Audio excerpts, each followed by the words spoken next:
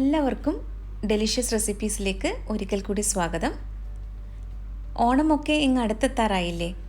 അപ്പോൾ നമുക്കിന്ന് സദ്യയിലെ ഒരു പ്രധാനപ്പെട്ട വിഭവമായ എരിശ്ശേരി തയ്യാറാക്കിയാലോ? മത്തങ്ങയും വൻപയറും ചേർത്തിട്ടുള്ള എരിശ്ശേരിയാണ് ഞാൻ തയ്യാറാക്കുന്നത്. അപ്പോൾ നല്ല സ്വാദിഷ്ടമായ സദ്യ സ്പെഷ്യൽ എരിശ്ശേരി എങ്ങനെയാണ് തയ്യാറാക്കുന്നതെന്ന് നോക്കാം. ഞാനിവിടെ 1 കപ്പ് വൻപയറാണ് എടുത്തത്. ഇത് 3 മണിക്കൂർ വെള്ളത്തിൽ കുതിർത്ത് വെച്ചതാണ്. ഇതിപ്പോൾ നന്നായിട്ട് കുതിർന്ന് വന്നിട്ടുണ്ട്.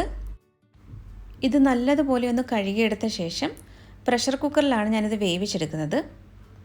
അപ്പോൾ നമുക്കിതൊരു പ്രഷർ കുക്കറിലേക്ക് മാറ്റാം. ഇനി ഇതിലേക്ക് ആവശ്യത്തിനുള്ള വെള്ളം ഒഴിച്ചു കൊടുക്കാം. ഇതിൽ കൂടുതൽ വെള്ളം ഒഴിക്കണ്ട. 1 കപ്പ് വെള്ളമാണ് ഞാനിപ്പോൾ ഇതിലേക്ക് ചേർക്കുന്നത്. ഇനി ആവശ്യത്തിനുള്ള ഉപ്പ് കൂടി ചേർത്തിട്ട് നന്നായിട്ടൊന്ന് ഇളക്കി കൊടുക്കാം. അതിനുശേഷം കുക്കർ അടച്ചു വെച്ചിട്ട് മീഡിയം ഫ്ലെയിമിൽ വെച്ചിട്ട് ഒരു 3 വിസിൽ വരുന്നവരെയാണ് ഞാനിത് വേവിച്ചെടുക്കുന്നത്. അപ്പോൾ ഇതിവിടെ വേവുന്ന സമയത്തിന് നമുക്ക് മത്തങ്ങയൊന്ന് കട്ട് ചെയ്തെടുക്കണം. ഞാനിവിടെ 1/2 കിലോ മത്തങ്ങയാണ് ഈ എരിശ്ശേരി തയ്യാറാക്കാനായിട്ട് എടുത്തിട്ടുള്ളത്. അപ്പോൾ ഇതിൻ്റെ തൊലിയൊക്കെ ഒന്ന് കളഞ്ഞിട്ട് കുരുവൊക്കെ നീക്കം ചെയ്ത് ഒന്ന് ചെറുതായിട്ടൊന്ന് കട്ട് ചെയ്തെടുത്തിട്ട് വരാം. ഇവിടെ വൻപയർ പാകത്തിന് വെന്ത് വന്നിട്ടുണ്ട്.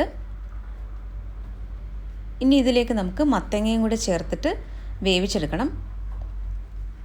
അപ്പോൾ ഇതിലേക്ക് നമുക്ക് 1/4 ടീസ്പൂൺ മഞ്ഞൾപ്പൊടിയും 1/2 ടീസ്പൂൺ മുളക് പൊടിയും ചേർക്കാം. ഇത് നോർമൽ ചില്ലി പൗഡറാണ് ഞാൻ ചേർത്തിട്ടുള്ളത്.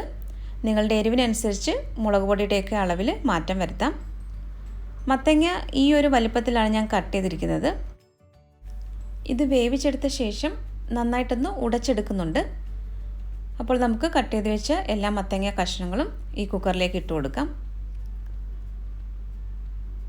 ഇനി ഇതിലേക്ക് വളരെ കുറച്ച് വെള്ളം ഒഴിച്ചു കൊടുക്കണം. ഒരു 1/4 കപ്പിനടുത്താണ് ഞാൻ വെള്ളം ചേർത്തത്. ഇനി ഇതെല്ലാം നന്നായിട്ടൊന്ന് മിക്സ് ചെയ്തെടുക്കണം. ഈ മത്തങ്ങ പെട്ടെന്ന് തന്നെ വെന്ത് കിട്ടും.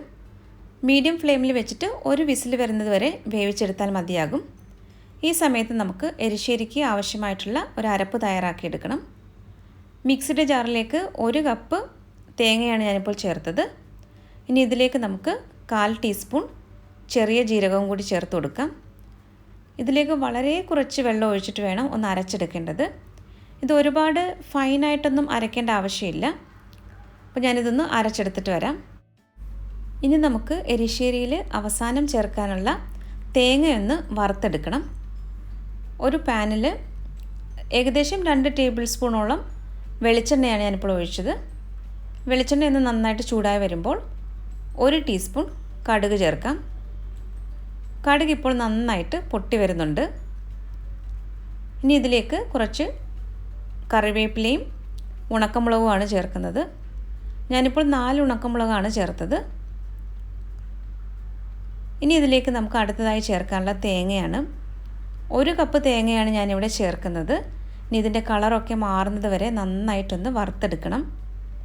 ചെറിയ തീയിൽ തന്നെ വെച്ചിട്ട് ഇതൊന്ന് വറുത്തെടുക്കുന്നതാണ് നല്ലത്. തീ കൂട്ടി വെച്ച് കഴിഞ്ഞാൽ ഇത് പെട്ടെന്ന് തന്നെ കരിഞ്ഞു പോകും. ഈ വറുത്ത് ചേർക്കുന്ന തേങ്ങയാണ് എരിശ്ശേരിക്ക് ടേസ്റ്റ് കൂട്ടുന്നത്. അപ്പോൾ തേങ്ങയുടെ അളവൊന്നും കുറയ്ക്കരുത്. എത്രത്തോളം തേങ്ങ ചേർക്കുന്നത് അത്രത്തോളം നല്ല ടേസ്റ്റി ആയിരിക്കും എരിശ്ശേരി. അപ്പോൾ ഞാനിവിടെ 1 കപ്പ് മാത്രമാണ് ചേർത്തിട്ടുള്ളത്. ഇത് അടുത്ത അടുപ്പിലേക്ക് ഞാൻ മാറ്റി വെച്ചിട്ടുണ്ട്. ഇടയ്ക്കിടയ്ക്ക് ഈ തേങ്ങയൊന്ന് ഇളക്കി കൊടുക്കാനായിട്ട് മറക്കരുത്. ഇവിടെ നമ്മുടെ മത്തങ്ങയൊക്കെ വെന്ത് വന്നിട്ടുണ്ട്. അപ്പോൾ ഈ സ്പൂൺ ഉപയോഗിച്ചിട്ട് ഒന്ന് നമുക്ക് ഉടച്ചെടുക്കാം. മീഡിയം ഫ്ലെയിമിൽ 1 വിസിൽ വരുന്നവരെയാണ് മത്തങ്ങ വേവിച്ചെടുത്തത്. ഇത് വളരെ പെട്ടെന്ന് തന്നെ ഉടച്ചെടുക്കാൻ പറ്റും. ഈ എരിശ്ശേരി തയ്യാറാക്കുമ്പോൾ വെള്ളം ചേർക്കുന്നത് പ്രത്യേകം ശ്രദ്ധിക്കണം. ഞാനിപ്പോൾ 1/4 കപ്പ് വെള്ളമാണ് ഇത് വേവിച്ചെടുക്കാൻ വേണ്ടി എടുത്തത്. ആദ്യം 1 കപ്പ് വെള്ളം ഒഴിച്ചിട്ടാണ് വൻപയർ വേവിച്ചത്. മത്തങ്ങ ചേർത്തപ്പോൾ 1/4 കപ്പ് മാത്രമേ വെള്ളം ചേർത്തിട്ടുള്ളൂ. കൂടുതൽ വെള്ളം ഒഴിച്ചു കഴിഞ്ഞാൽ അത് മത്തങ്ങ കറിയായിട്ട് മാറും. അപ്പോൾ വെള്ളം ഒഴിക്കുമ്പോൾ അത് ശ്രദ്ധിക്കണം. ഇനി നമുക്ക് അരച്ച് വെച്ചിരുന്ന തേങ്ങയുടെ കൂട്ടുകൂടി ചേർത്തിട്ട് നന്നായിട്ടൊന്ന് മിക്സ് ചെയ്തെടുക്കണം. തേങ്ങ അരച്ചത് ചേർത്തിട്ട് ഒരു 5 മിനിറ്റെങ്കിലും ഒന്ന് കുക്ക് ചെയ്തെടുക്കണം. അപ്പോഴാണ് ആ തേങ്ങയുടെ പച്ചമണമൊക്കെ ഒന്ന് മാറി കിട്ടുന്നത്. ഇടയ്ക്കിടയ്ക്ക് അടുത്ത അടുപ്പിലുള്ള തേങ്ങ വറുത്തത് ഞാൻ ഇളക്കി കൊടുക്കുന്നുണ്ട്. അപ്പോൾ നമ്മുടെ രുചികരമായ എരിശ്ശേരി ഇവിടെ റെഡിയായിക്കൊണ്ടിരിക്കുകയാണ്. ഇപ്പോൾ തേങ്ങയുടെ കളറൊക്കെ മാറി വന്നിട്ടുണ്ട്. ഇനി കുറച്ചുകൂടി ഒന്ന് വറുത്തെടുക്കാനുണ്ട്. ഈ സമയത്ത് ഉപ്പൊക്കെ പാകമാണോ എന്ന് നോക്കുക. ഇവിടെ അല്പം ഉപ്പ് കുറവുണ്ടായിരുന്നു.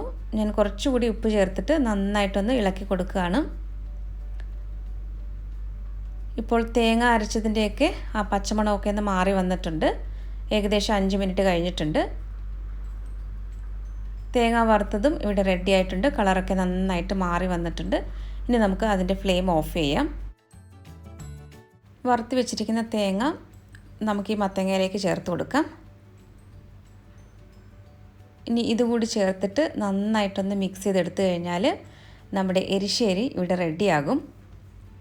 വളരെ ടേസ്റ്റി ആയിട്ടുള്ള സദ്യയിലെ ഒരു പ്രധാനപ്പെട്ട വിഭവമാണിത്.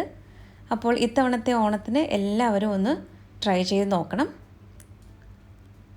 ട്രൈ ചെയ്ത് നോക്കിയിട്ട് ഇഷ്ടമായാൽ ഫീഡ്ബാക്ക് കൂടി തരാനായിട്ട് മറക്കരുതേ.